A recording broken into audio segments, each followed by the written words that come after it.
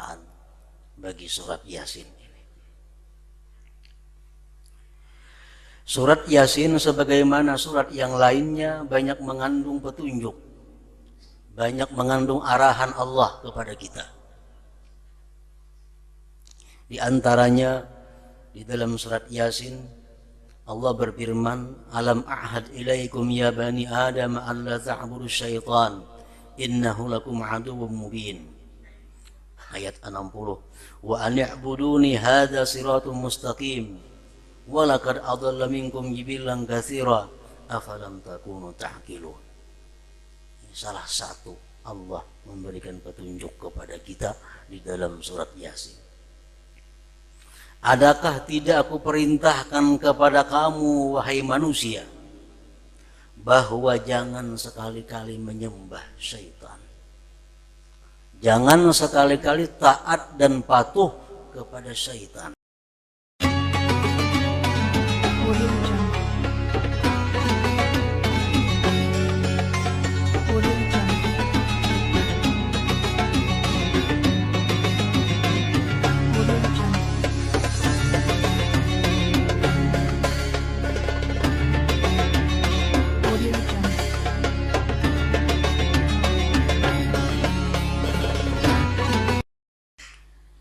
Alhamdulillahilladzi hadana lidinil Islam walladzi arsyadana ila sabili daris salam.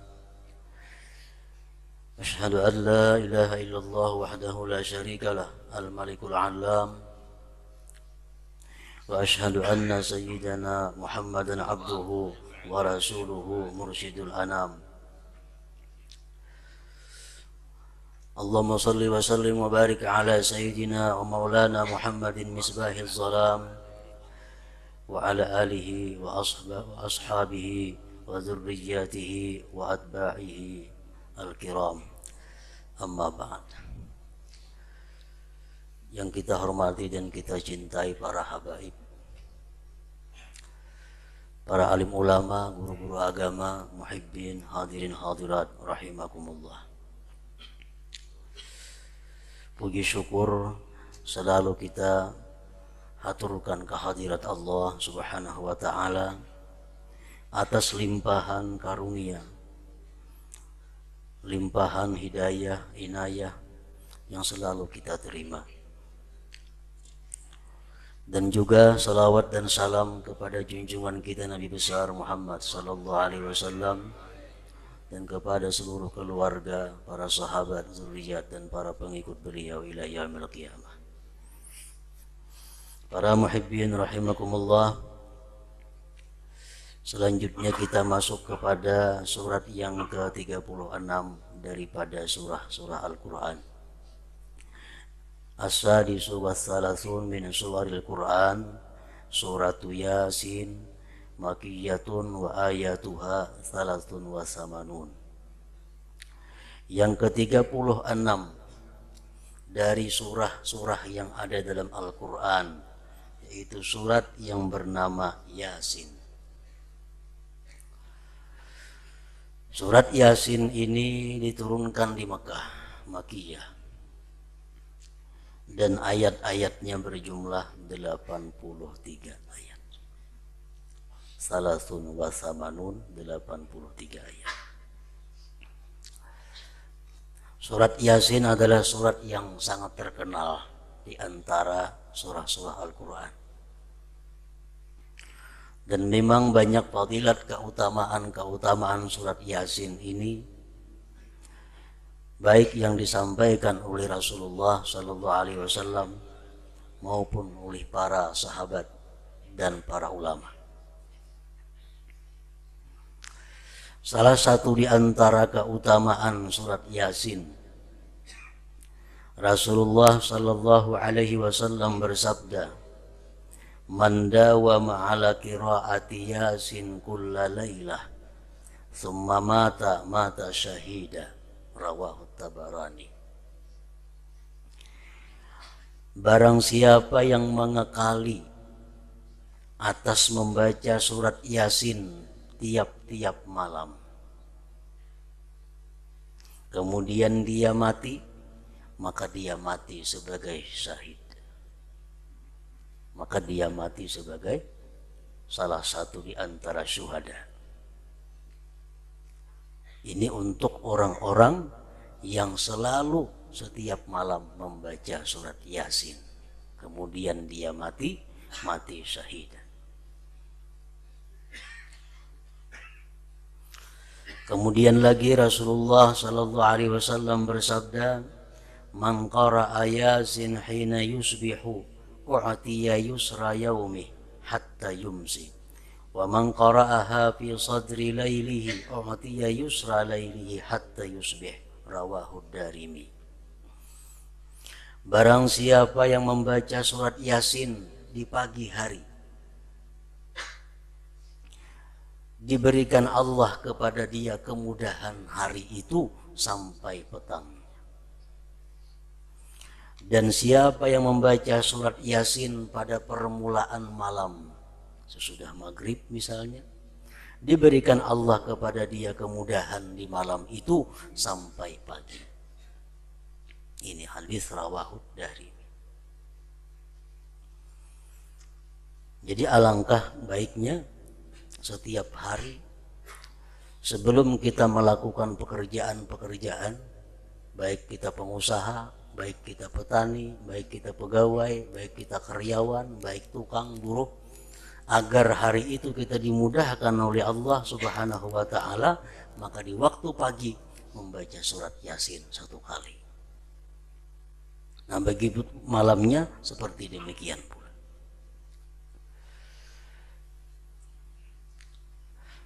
Oleh karena itu orang-orang dahulu, orang-orang bahari, bila hendak musafir bepergian membaca surat Yasin.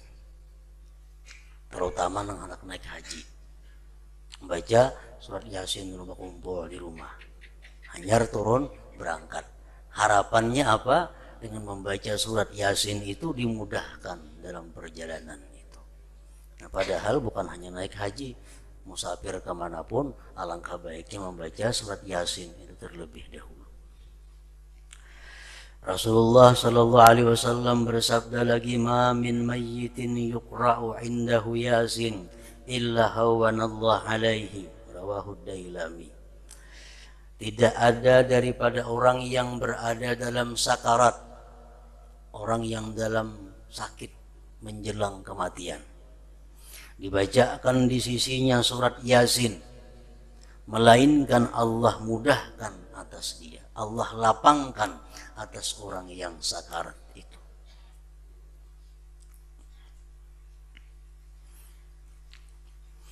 Jadi surat Yasin artinya bukan hanya berguna untuk kita, tetapi surat Yasin juga berguna untuk memudahkan orang menghadapi sakaratul maut.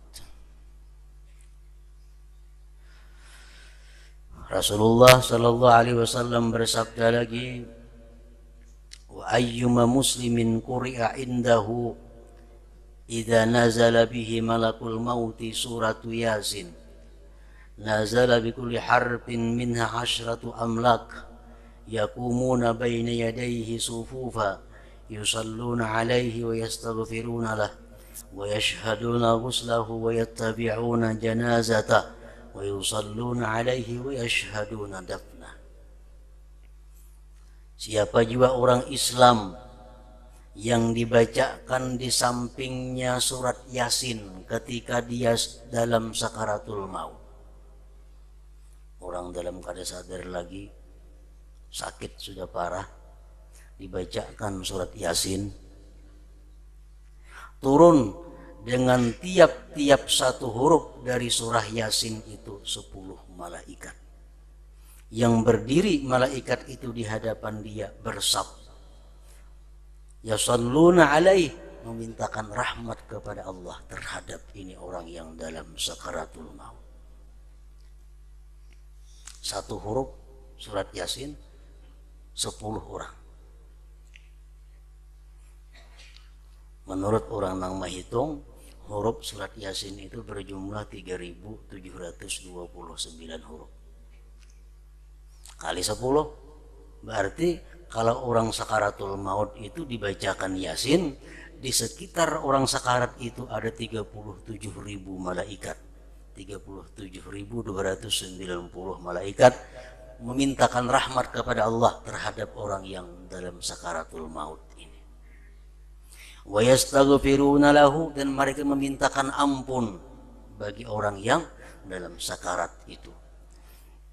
Wa yashhaduna ghuslahu, dan mereka ikut menyaksikan waktu dia dimandikan.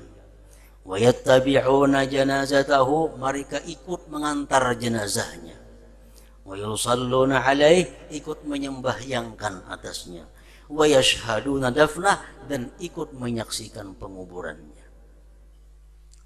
Orang nang sakaratul maut dibacakan Yasin, itu penting. Karena banyak kemudahan, kelapangan yang dihadapi oleh orang yang sakaratul maut bila mana dibacakan surat Yasin itu. Para muhibbin rahimakumullah, itulah sebagian daripada keutamaan bagi surat Yasin ini. Surat Yasin sebagaimana surat yang lainnya banyak mengandung petunjuk, banyak mengandung arahan Allah kepada kita. Di antaranya di dalam surat Yasin Allah berfirman, alam a'had ilaikum ya bani adam alla ta'budu syaitan innahu lakum aduwwum mubin. Ayat 60. Wa an i'buduni hadza siratun mustaqim wa laqad adalla minkum jibilan katsira afalam takunu ta'qilun. Salah satu Allah memberikan petunjuk kepada kita di dalam surat Yasin. Adakah tidak aku perintahkan kepada kamu wahai manusia bahwa jangan sekali-kali menyembah syaitan. Jangan sekali-kali taat dan patuh kepada syaitan. Sesungguhnya syaitan itu adalah musuh yang nyata. Dan hendaklah kalian menyembah aku, taat kepadaku, firman Allah. Inilah jalan yang lurus. Sungguh telah menyesatkan syaitan itu daripada kalian orang-orang terdahulu yang banyak. Generasi-generasi dahulu banyak yang disesatkan oleh syaitan. Afalam takunu ta'qilun, apakah kalian tidak memikirkan itu? Ini salah satu di antara petunjuk Allah di dalam surat Yasin kepada kita, bahwasanya jangan sekali-kali kita menyembah syaitan. Jangan sekali-kali menuruti permintaan syaitan. Karena syaitan itu adalah musuh kita. Para muhibbin rahimakumullah. Di dalam setiap diri manusia itu ada satu syaitan. Dan satu syaitan yang ada dalam diri kita ini, apabila kita bukakan pintunya, dia akan mengundang syaitan-syaitan lain sehingga kita menjadi syaitan seikungan. Bila kita bukakan pintunya, ngebawaannya dengan kawan-kawannya, sehingga mata kita ada syaitannya, telinga kita ada syaitannya, mulut kita ada syaitannya, tangan kita ada syaitannya, semua tubuh kita diisi oleh syaitan. Kalau kita buka pintu syaitan. Para ulama as-salikin menjelaskan apa itu pintu-pintu syaitan, sehingga syaitan bisa masuk kepada kita lewat pintu itu. Dengan kita mengetahui pintu-pintu syaitan dalam diri kita ini, maka kita bisa waspada untuk selalu menjaga, mengunci atau menutup pintu itu, agar jangan sampai syaitan yang sudah bertunggu dalam diri kita ini bersaruan kawan-kawannya. Pertama, kata para ulama, adalah pintu syaitan itu al-ghadabu, marah. Di saat kita marah, berarti kita membuka pintu syaitan. Syaitan akan masuk kepada kita lewat pintu ghadab, marah. Nah, kita lihat di orang marah, mun kita kali suah marah, mun kita suah marah ingat akan kita suah marah macam apa. Kada tahu kuitan, kada tahu paguruan, kada tahu orang tua, kada tahu siapa juga pun, kalau kita marah, tidak ada orang yang terhormat di hadapan orang yang marah. Kenapa? Karena dirinya sudah dipenuhi oleh syaitan. Al-ghadab pertama adalah marah.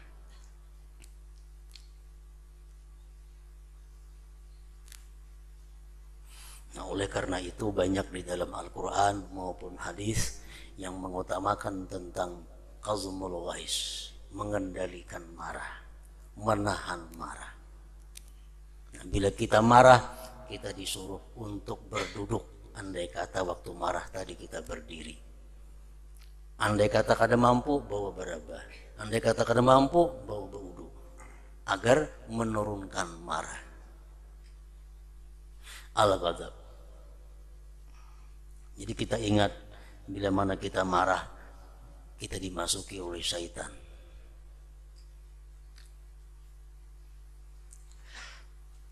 Yang kedua pintu syaitan adalah al-hasad, iri dengki. Kalau kita sudah dengki kepada seseorang, kita buka pintu ngarannya untuk kedatangan syaitan-syaitan. Kenapa sebabnya? Karena orang yang dengki itu bisa menggibah terhadap orang yang didengkinya. Bisa memfitnah kepada orang yang didengkinya. Bahkan bisa membunuh kepada orang yang didengkinya. Kenapa? Karena dia telah membuka syaitan masuk ke dalam dirinya. Qabil dengan Habil membunuh kakak dengan adik. Kenapa? Karena dengki bahwa adiknya mendapat satu kenikmatan dari Allah Subhanahu wa ta'ala. Nah, di saat kita sakit hati apabila saudara kita mendapat nikmat, di saat kita sakit hati kalau saudara kita mendapat kelapangan dari Allah, berarti kita membuka diri untuk dimasuki syaitan.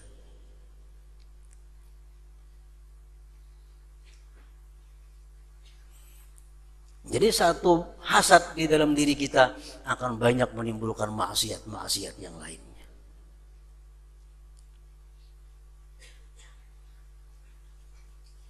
Makanya ada hadis yang mengatakan, yang artinya bahwa dengki itu adalah membakar kebaikan kita, sebagaimana membakarnya api akan kayu yang kering. Dengan sebab hasad kita menggibah orang yang kita dengki. Dengan gibah amal ibadah kita ditolak oleh Allah. Yang ketiga, pintu syaitan itu akan terbuka apabila kita hubbut tazayyun, suka berhias. Orang ini katuju beraksi, baik bini-bini atau laki-laki. Bila dalam diri kita ada katuju berhias, berarti kita membuka pintu syaitan. Laki-laki memakai amas. Kenapa sebabnya? Ketujuh beraksi. Rambut nang putih disamir jadi hirang. Kenapa? Ketujuh beraksi. Bulu mata nang kada lantik dilantiki. Kenapa? Ketujuh beraksi. Kaning nang ada dihapus diulah lawan pulpen bahasa. Kenapa? Karena ketujuh beraksi. Nah, samuan itu adalah maksiat-maksiat yang didatangkan oleh syaitan yang masuk ke dalam diri kita. Akibat asal muasalnya dia masuk kepada kita lewat pintu hubbut tazayyun, suka berhias. Yang keempat adalah tamak. Tamak. Di saat kita tamak, kita akan menjelma jadi syaitan. Kita akan menjelma menjadi syaitan. Orang yang tamak ini orang yang kadang merasa cukup dengan yang ada. Akibatnya tamak apa? Bisa mencuntan, bisa merampok, bisa mengakat tanah orang, bisa mengambil hak orang lain, bisa kadang membayar zakat. Karena apa? Karena merasa nang ada ini belum cukup. Papalingan dari kanaah.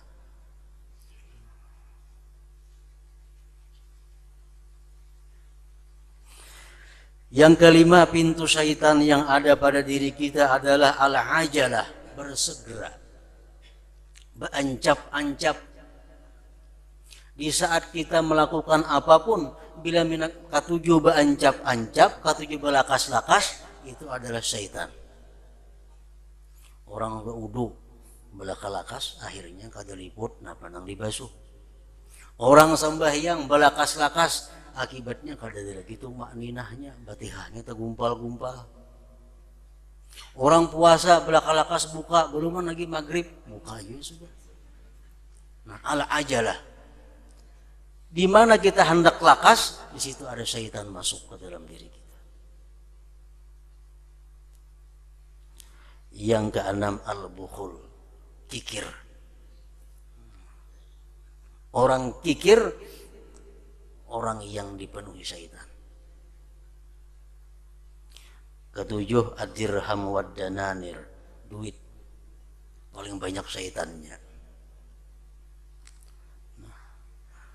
Begitu kita suka dengan duit, kita membuka pintu syaitan.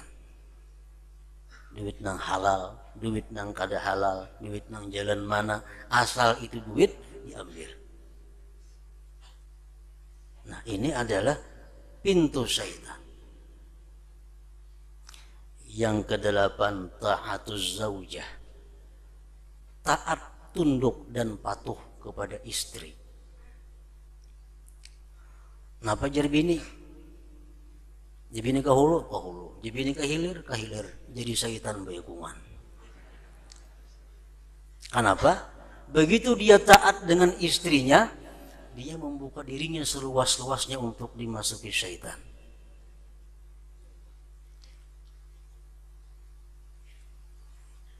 Ta'atu zaujah. Al-Imam Al-Hasan Al-Basri mengatakan, wallahi ma asbaha rajulun yuti'u imra'atahu fima tahwa illa kabbahullah bin nar. Demi Allah, bersumpah Hasan Al-Basri, demi Allah, tidaklah seorang laki-laki itu mentaati istrinya pada tiap-tiap yang dikehendaki istrinya, melainkan dia masuk ke dalam neraka. Kenapa sebabnya? Karena bini-bini itu mereka diberi Allah akal lebih kurang daripada laki-laki. Mestinya laki-laki yang menjadi pemimpin, laki-laki yang jadi ikutan, karena akalnya lebih sempurna daripada bini-bini. Dikabalik, nang akal sempurna, akal lebih banyak, tunduk kepada orang yang nafsunya lebih banyak. Di saat kita samyakna inggih lawan bini, di situ ada syaitan masuk ke dalam diri kita. Ingat kisah Bal'am bin Ba'ura, aulia Allah sangat besar di masanya. Dia terjerumus sehingga mati dalam keadaan su'ul khatimah. Kenapa sebabnya? Karena taat dengan istrinya, karena patuh dengan istrinya. Aulia, apalagi nang ada aulia taat lawan bini. Orang wali yang besar, tapi karena dia selalu taat kepada bininya, akhirnya su'ul khatimah. Apalagi jaba, pedagang, awam, taat dengan bini. Binian jangan tersinggung lah ini nah. Yang sarik ke binian ini supaya baik artinya. Kenapa sebabnya? Karena kata Rasulullah sudah mengatakan bahwa perempuan itu adalah mabakhalah. Perempuan ini bikin bakhil laki-laki. Kebanyakannya artinya, bukan semuaan kada. Nabi bicara yang kebanyakannya. Umumnya perempuan itu bikin kikir. Jarang ada perempuan yang wakaf 1 juta, jarang. Walaupun saling sugihan orangnya. Jarang, kenapa? Kebanyakan kikir.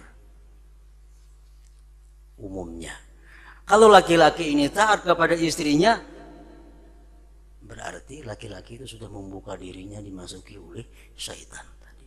Ta'atuz zaujah. Yang kesembilan, ilmu hakikah. Ilmu hakikat ini banyak syaitannya.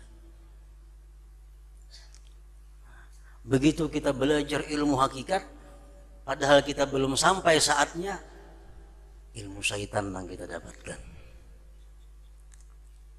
Ilmu syaitan yang kita dapatkan. Jadi di sekeliling ilmu-ilmu hakikat itu banyak syaitannya. Dia selalu menarik manusia yang belum sampai kepada kedudukannya untuk belajar ilmu hakikat agar kada sembahyang lagi, agar kada puasa lagi, agar segalampun orang ya ampun seorang.